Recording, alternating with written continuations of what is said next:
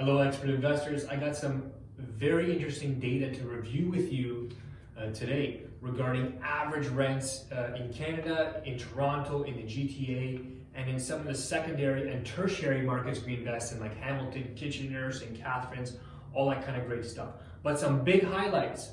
Overall, average rents in Canada are down in 2020, an average of 7.1%. Okay? But as opposed to rents in the city of Hamilton are up 24%. So Canada's down 7.1 as a whole, but Hamilton's up 24%. And the demand for 3-bedroom rental suites, rental suites suitable for families are up huge. I couldn't find an exact statistic because it is hard to track, but the demand and the days on market for these type of units have gone down and the prices have come up. So what's going on? Average rent for all Canadian properties listed on rentals.ca in December was $1,723, down 7.1% year over year. This is the lowest rate of decline since May, according to rentals.ca, bullpen research, and the latest national renting report. So these numbers come from these three places. They're legitimate sources. I promise I'm not making this stuff up. So what is contributing to the major decline in average rental prices? Okay, if you're wondering, I'll tell you right now. Most of it has to do with the city of Toronto and the condo market. That is where you see the biggest majority of rental units in Canada, and that's where you saw the biggest price drop. So during the COVID lockdown, people were getting out of the city into the suburbs, into the secondary parts of the GTA to get more space, more green space, and out of those kind of boxes in the sky. As employers were closed and people were working from home, people felt necessary to connect back with nature. People were going up north to the cottage, all kinds of stuff, and that trend has continued, and vacancy went through the roof. Okay? Vacancy up, demand down, prices also down. And Hamilton as a whole is a secondary market to Toronto. And number two, it's on fire as an investment area and has been for several years. So those two things coupled drove rents up huge. And the third reason why is because prices in Hamilton are also up. So think about it. If you're a new investor into Hamilton or you buy a property on 2020 prices, are you going to rent your house so you negative cash flow? No, you're going to raise your rent to a point where you at least break even or make some cash flow.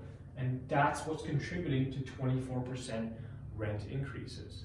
So, as an investor, my question is not Hamilton is better than Toronto. That's not the right question, nor is it the right answer. My question is, what's best for me? Is there an opportunity here to buy a condo at depressed prices? Do I feel like the rental market is going to come back and I can profit from buying at the depressed price? Or do I get on this big gravy train here and get into a Hamilton market? What is going to serve me, and what investment strategy is best for my personal situation and my goals? My job is to deliver the data, and if you're working with me one-on-one coaching, my job is to consult with you and come up with the best strategy using the right questions, okay? Average monthly rent for 3-bedroom units trended higher in 2020 versus 2019 and 2018. And I can tell you it's continuing in 2021. So as more and more families are priced out of the purchasing market, they can't afford to buy, they're needing rentals that are catered to families. So 2-bedroom units are challenging if you have kids, so they're looking for 3-bedroom units. And if they can't afford a detached single home, which is ideal, then they have to stick to that 3-bedroom market. And there's more and more demand for that and less inventory. So these units are in high demand. And I'll tell you a great place to find them. Okay? It's hard to find 3-bedroom units for sale, but you can create them. You take a wartime bungalow, convert the basement into a 1 or 2-bedroom suite, and the main floor is very likely a 3-bedroom layout in the back. Okay, 3 bedrooms in the back with a washroom, and in the front kitchen, living room, dining room, or eat-in kitchen, something like that. So that's the best way to create extra cash flow and run into this trend here of rising rents for 3-bedroom units. And if you do it in Hamilton, hey, you're catching the gravy train there too. That strategy can also be done in certain neighborhoods in Toronto. And demand for 3-bedroom units in Toronto still pretty good. Okay, rents about stable. They have not declined. Most of this decline in Toronto is due to the condo market in the downtown core, for sure. And if we could break down the data more neighborhood to neighborhood in Toronto, you would see different trends. Okay, so it's important. And I want to review a few other things with you. I have all the data here. We talked about that. Vancouver overtook Toronto on the list of 35 cities for the most expensive average monthly rent in December for a 1-bedroom home. Okay, it's the first time Toronto has not topped the list since Rentals.ca and Bullpen, etc. research started producing a national rent report more than 2 years ago. Okay, so Toronto's been in top spot, if you can call it a top spot, for the highest rent for 1-bedroom unit, and because of the decline, Vancouver is now number 1. Okay, Toronto came in second with an average rent for a 1-bedroom at $1,832, and average 2-bedroom at $2,416. Okay, so big time changes. Provincially, Ontario's average monthly rent was down 7.8% year over year. So you see how these sub-markets, these secondary and tertiary markets to the GTA, to Toronto, are so important. Canadian rents down, Ontario rates, rental rates down, but Hamilton up, Kitchener up, St. Catharines up, Barrie up. Okay, and these are the markets we love the most. Okay, so I'm not trying to toot my own horn here. I don't have a horn to toot, and I can barely pat myself on the back. But I'm telling you, the data always tells you what's coming.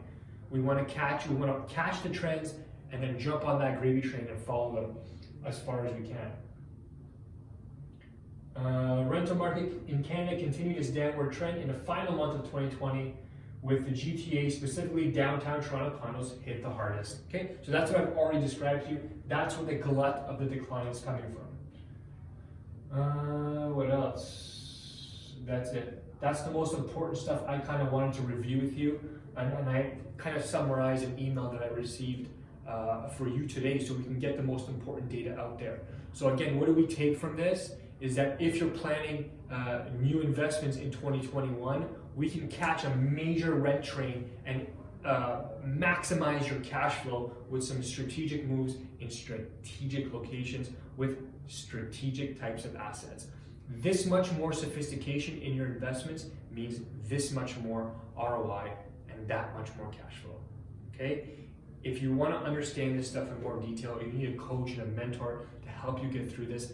That's what I'm here for. That's what my business is all about. I'll put a link down below so you can get a hold of me, book a 15-minute call, or show up to one of my free classes and get more information on how we help investors buy and sell properties, not only in the GTA, but in Hamilton, Kitchener, Barrie, Woodstock, Waterloo, Cambridge, Durham region, Oshawa, all these different places we're in. I have 6 realtors working for me. We're all over the place all the time, helping people just like you. Talk soon.